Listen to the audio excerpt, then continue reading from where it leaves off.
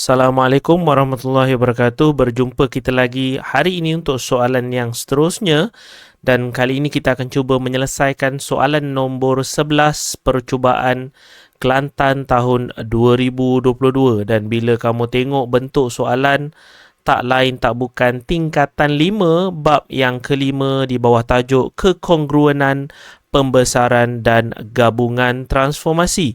Okey, so kita nak tengok apa yang telah pun diberi kepada kamu dalam soalan nombor 11 ini. Sebab kalau ikutkan pada peringkat awalnya, cikgu pun keliru apa benda yang nak diminta sebenarnya. Dan sampai ke tahap cikgu buat dan terkeluar daripada grid lah. Okey, so kalau kamu tengok soalan ini adalah berkenaan dengan transformasi L. So L ini adalah putaran 90 darjah ikut arah jam pada pusat 30. Okey, kita highlight kan terlebih dahulu. Okey, di manakah cursor cikgu sebenarnya? Okey. So dia kata L adalah putaran 90 darjah ikut arah jam pada pusat 30, manakala S adalah translasi negatif 5, negatif 3. Okey, so soalan kamu sebenarnya dia kebiasaannya suruh kamu lukis image. Okey, so sekarang ni soalan kamu dia suruh kamu lukis objek. Okey, so pada peringkat awal sebenarnya cikgu lukis image. Yang tu yang cikgu kata pada awal tadi sampai terkeluar daripada grid ni. Rupa-rupanya yang telah pun diberi ini adalah image. Okey, so kita label lah dahulu yang telah diberi ini sebenarnya ialah image, dan dia suruh kamu lukis objek bagi pentagon ini M di bawah gabungan transformasi LS pada ruang jawapan yang telah disediakan. Okey, kebiasaannya soalan bila dia suruh kamu lukis image, apabila ada dua gabungan transformasi, kita akan ambil yang belakang terlebih dahulu, kemudian yang hadapan. Itu sekiranya kita nak lukis image, ambil belakang, kemudian ambil yang depan. So sekarang ni dah jadi terbalik, dah jadi songsang. Maksudnya image dah ada, dia suruh kamu lukis objek. So secara tak langsung, yang sebelum ini kamu hafal belakang dahulu baru depan, dah jadi terbalik juga. Okay, sebab kalau image baru kita start dengan belakang, kemudian yang depan S dahulu baru L. Tapi kali ini kita nak lukis objek, bermaksud kita terpaksa ambil L dahulu. Okay, so L dahulu yang kita perlu lukis, kemudian baru kita buat S. Okay, kenapa dia jadi terbalik? Sebab dia suruh kamu lukis objek. Okey, so jangan keliru Okey, so yang pertama sekarang kita nak tengok L ini apa benda. So L ini adalah putaran 90 darjah ikut arah jam pada pusat 30. Okey, kita tandakan pusat terlebih dahulu. So 30 duduk di sini. Okey, 30 ataupun 3 sifar. So itu adalah pusat putaran. Okey, bila kamu dah ada pusat putaran, cikgu sebenarnya kurang mahir guna teknik selain daripada COI mahupun pembahagi dua sama serenjang. Tapi bila cikgu tengok soalan yang jarang-jarang cikgu jumpa suruh lukis objek, so cikgu nampak cara teknik COI dan juga pembahagi dua sama serenjang tu jadi terlalu complicated. Okay, jadi lambat. So cikgu study satu cara yang baru, pada cikgu lah baru, mungkin pada kamu dah biasa guna, iaitu teknik Nazi. Okay, so teknik Nazi kalau ikutkan bentuknya seperti simbol Nazi lah. Okay, so dia macam ni. Okay, kemudian dia jadi macam ni. So ini simbol Nazi ataupun teknik Nazi yang kita akan guna untuk soalan ni. Okay, so kita tengok macam mana kita nak lukis objek. Okey, dan kita nak lukis objek terpaksa tengok yang depan dahulu baru belakang sebab kita nak lukis objek, dan kita akan tengok L. L ini adalah putaran ikut arah jam pada pusat 30. So 30 kita dah tanda. Kemudian kita akan guna paksi X terlebih dahulu. So kalau kamu tengok perlahan cikgu buat. So 1, kemudian 2, kemudian 3, kemudian 4. Okey, so sampai 4, kemudian kita naik ke atas. 1, 2, 3. Bermaksud dekat sini 3, dekat sini 4. Okey, so kamu dah nampak lengkok yang pertama ataupun ekor Nazi inilah yang pertama. Yang ini X, kemudian dia naik ke atas. Okey, so bila kita nak buat putaran ikut arah jam, So secara tak langsung ikut arah jam objek kamu ni, kalau image duduk di atas, so dia akan jadi lawan arah jam lah. Okay, sebab kita nak reverse, kita nak songsangkan dia. So kalau ikutkan, bila ikut arah jam, so kita nak lukis, kita terpaksa songsangkan dia. So kita akan ambil gambar ini, pastinya dia akan jadi lawan arah jam. So kalau kamu tengok, kalau kita nak lukis di sebelah atas ini, okay, dia dah jadi ikut arah jam. So dia macam tu. So kita akan guna lawan arah jam, so dia akan duduk di bawah. So kita akan lukis ekor dia yang bawah ni lah. Alright, so dia akan jadi 4, okay, 4 dan juga 3 dekat sini. So pastinya dia akan turun 4 juga. 1, 2, 3, 4. Kemudian dia akan pergi 3. 1, 2, 3. Okay, so dia akan berhenti dekat situ. Sekejap cikgu tandakan titiknya terlebih dahulu. Okay, so titik, untuk titik yang dekat sini, kita dah jumpa titik dekat sini lah. So itu yang pertama. Okay, dan seharusnya kalau kamu tengok, pastinya titik yang berada di atas ini, pastinya dia akan duduk di depan lah sikit. Okay, beza 2 kotak. So 2 kotak, so dia akan duduk di hadapan 2 kotak. Okay, tengok kepada pattern dia lah. Okay, dan seterusnya, mungkin kamu rasa nak tengok titik yang lain. Okay, so kita ambil lah titik yang di bawah ini. Okay, sebab kita nak guna teknik Nazi dan ianya lebih cepat. Okay, untuk kamu dapatkan jawapan berbanding teknik yang sebelum ni cikgu guna untuk COI lah.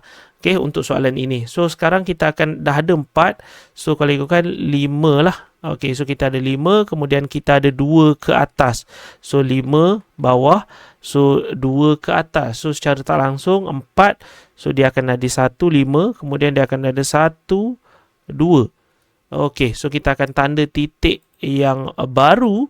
Okay, titik yang baru ini adalah titik di sinilah.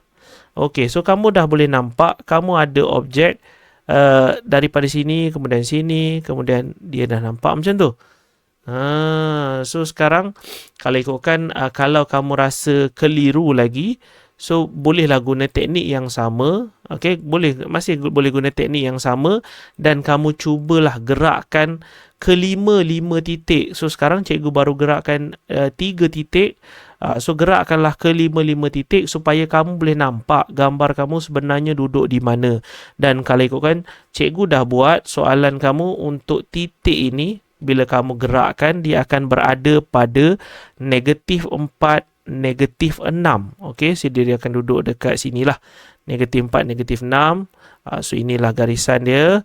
Kemudian yang akhir ini. Okay, so yang akhir itu kalau ikutkan, dia akan berada pada koordinat -2. Sebentar so -2, cikgu dah lukis 1, 2, 3, 4. So -8. So -2, -8. So 5, 6, 7, 8. Okay, so dia akan duduk kat sini. Dia akan jadi macam tu. So kalau kamu tak percaya, kamu gerakkanlah titik menggunakan teknik Nazi yang cikgu dah ajar tadilah. So gerakkan ke semua 5 titik. So pastinya dia akan berada di sini. Okay, dan dia akan berada di sini dengan keadaan 90 darjah lawan arah jam lah. So seharusnya daripada sini, bila kita pusing arah jam ke atas, okay, kita pusing ke atas, dia akan jadi image yang dekat sini lah.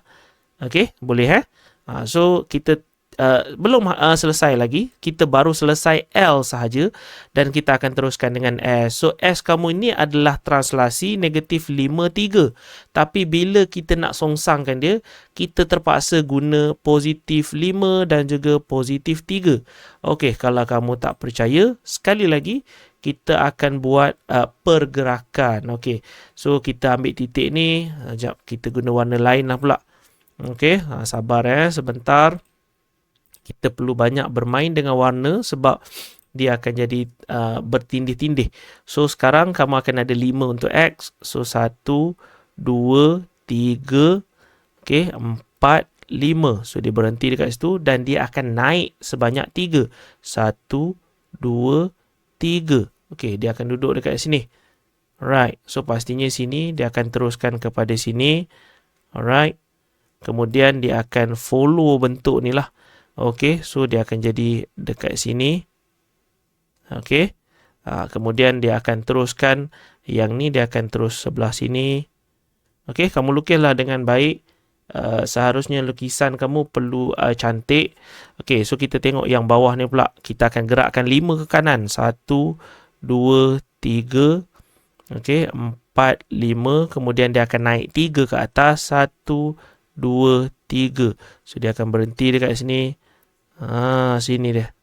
Okey. Itu lukisan kamu. Okey, jap cikgu cuba tindihkan dengan warna lain lah.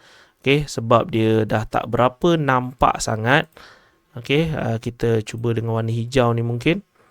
Alright, so seharusnya objek kamu tak berapa nampak, tapi harap kamu boleh faham lah.